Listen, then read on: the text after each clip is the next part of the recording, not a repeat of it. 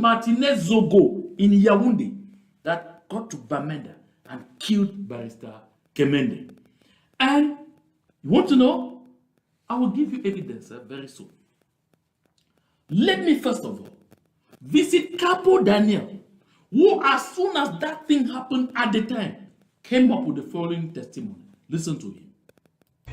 Greetings, fellow Ambazonians. This is Capo Daniel. I have come today to brief you about the assassination in Bamenda of Barrister Henry Kemende. Barrister Henry Kemende, who was a Pan-Cameroonian SDF member of La République Parliament, who was doing so against the witch of our people, was a strong critic of Mr. Paul Biya and was also against Cameroon prosecution of this genocidal war against Ambazonia. He was assassinated in Bamenda following his kidnapping in Mobile petrol station by 4 Cameroon military French-speaking officers. They approached him while he was filling his jeep. Did you hear what Capo Daniel said? By 4 military officers from La République du Cameroun. One thing I want you to know is that these military officers that killed Barrister Kemende were not among the regular soldiers dispatched by La République du Cameroun to occupy our land and who were fighting in Bamenda and the environs. No, they were not. These were special forces sent from Yaoundé by the Directorate General of External Research for this specific mission. Capo Daniel was aware then. Let's follow again. With petrol, they bundled him, put him inside his jeep, drove him up to Maitunkwen, where he was removed and shot from behind. The bullet penetrated his heart. He was then rushed to the hospital by bystander, where he was pronounced dead. The few words he uttered to the people who carried him to the hospital was identifying his killers as Cameroon military men, and he promised them, he told them he had money in his account. Unfortunately for him, money could not save him. He was pronounced dead as soon as he arrived in a PMI health center in Kwen. So did you hear that?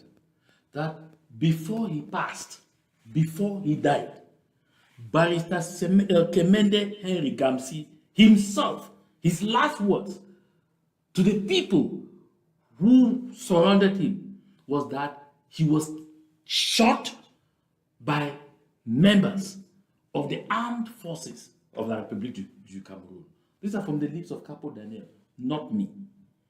This corroborates what I heard from the ground, from intelligence that was gathered at the ground at the time, from hospital sources, from people who happened to, handle him during the last moments before he died.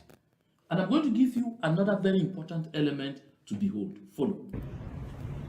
The barrister had contacted me to wish me Happy New Year on the first. He did? Okay, he contacted Capo Daniel. All right.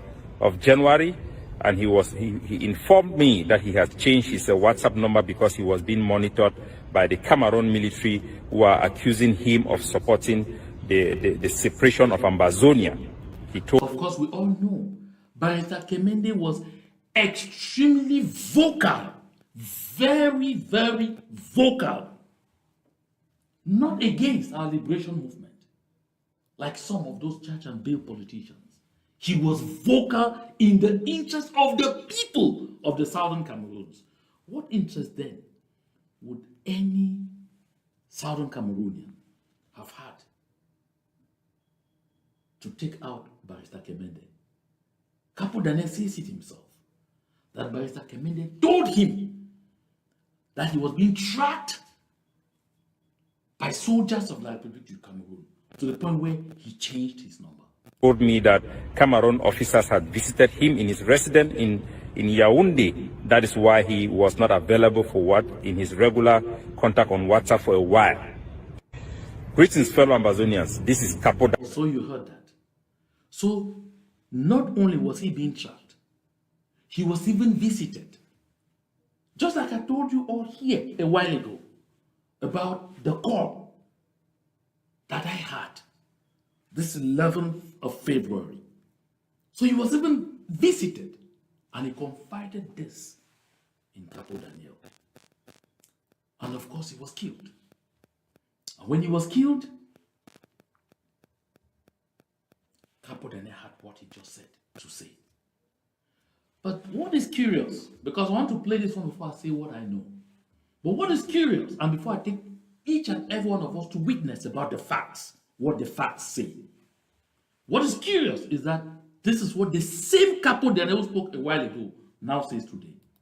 Number one person which Ayabacho have committed murder against, which I can testify and confirm, is the assassination and murder of Senator Kemende. I was a deputy defense chief of the ADF. I was a spokesperson of ADF. I approached Ayabacho when Kemende arrived in Bamenda to inform him about his plea that he wants to go to his village and that the ADF should allow him access. Instead, so he was the defense chief. He said he was a senior deputy defense chief and he was in charge of the ground forces. So, is he telling us that he received and passed instructions to the ADF forces on the ground to commit the murder? Let's hear if that's what he's saying.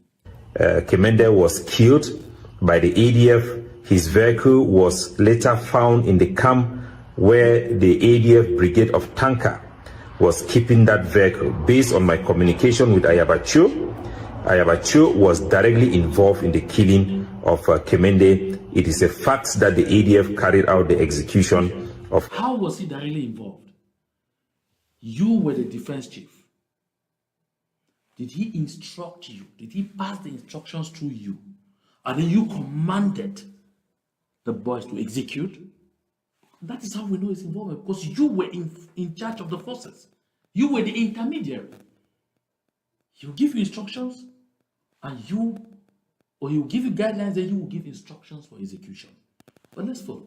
Kemende. And that is a fact which he cannot deny, because I can testify of his connection to that particular crime, which I rejected at that moment where he proposed that Kemende should be arrested. He proposed to me that he should be arrested, and he was killed in that process, whether it was done deliberately or not. But the fact that Ayabacho consistently refused to answer my direct question to him during those periods is an indication that he was directly involved in the plot to assassinate Kemende. We also know for sure that there have been CPDM people who were eyeing the seat of Kemende, who had bribed ADF soldiers to carry out the assassination. That one we know for sure. So we know that Ayabacho was involved. Number one. So you see, between the first clip, where Capo Daniel speaks naturally, fluently, puts the things effortlessly out, and the second clip where you now see him not bothered about being natural, being fluent, but babbling, trying to create connections and to build things that don't really add up. It tells you exactly what this is all about. But now, what do the facts say? And this is about the last thing we're going to say on this broadcast. My people of Ambazonia, don't forget that soldiers of La République du Cameroun based in Bamenda finally did catch up with the 4 individuals who purportedly killed Barrister Kemende. They caught up with the so-called Amber Boys, whom they said killed Barrister Kemende, and they were with the car, with his car that they had taken possession of. They met them at a petrol station. There were 4 of them, and the forces of La République du Cameroun shot and killed all 4 of them. Do you recall? Those reports are there. Search it out. The forces of La République du Cameroun killed all four of them. Usually what happens with such high-profile investigations, eventual capture and killing, the forces of La République du Cameroun will take the corpses of these people they will refer to as Amber Boys and go and display them in a public place and call the population to come and witness them, and they will be identifying them. They will keep their ID cards on them and put their sticks on them and say, these are the people who killed Barrister Kemende. Did they do that? Does anyone anywhere recall that when the forces of La République du Cameroon finally confronted and killed the 4 individuals who assassinated Barrister Kemende, did they display the corpses? Did they? We know how they operate. When they kill people whom they are accusing of doing something, the corpses are sure to lie somewhere and everybody will come and see. We saw the corpse of big number displayed on the streets in Batibo, in Guzang, the public place open to pass and stayed for days. We saw them display the remains of General Bitakola in the public place and call people to come and line up in triumph. They did the same thing with the remains of General Transporter. They have been doing that with the corpses. You see, they always do that. They display the corpse and call people to come and see. So these are people who killed a senator, and the forces of the République du Cameroon finally confronted them, not in the bush, not in the forest, at a petrol station, which means in town. Fought with them, killed them. But what happened is that after killing them, when they went out to identify them, they realized that they were soldiers of La République du Cameroon. All of them, even French-speaking citizens of La République du Cameroon. Soldiers. And that is why nothing completely was ever said about them again unto this day. When they discovered that those 4 people were all soldiers of La République du Cameroon, from La République du Cameroon, on a special mission. There definitely was miscommunication somewhere. They did not involve the local forces. They didn't have, synergy amongst them. That is how they encountered these people, and because they were armed, they couldn't take chances to go close to capture. They killed. And they were thinking, according to their theory, that they were who they call Amber Boys. But after killing, they went on to identify them and they saw that they were forces of La République du Cameroon. What followed? Silence radio. I say, what followed? Silence radio. Barrister Kemende died because of ligne 65 and ligne 95 at the Ministry of Finance, involving Amugu Bellinga, involving Louis-Paul Motazé, involving Lorenzo, Laurent Esso, the Minister of Justice, involving the Director General of the DGRE, who is also in jail today. That is what killed Barrister Kemende. They want me not to talk. I will keep talking.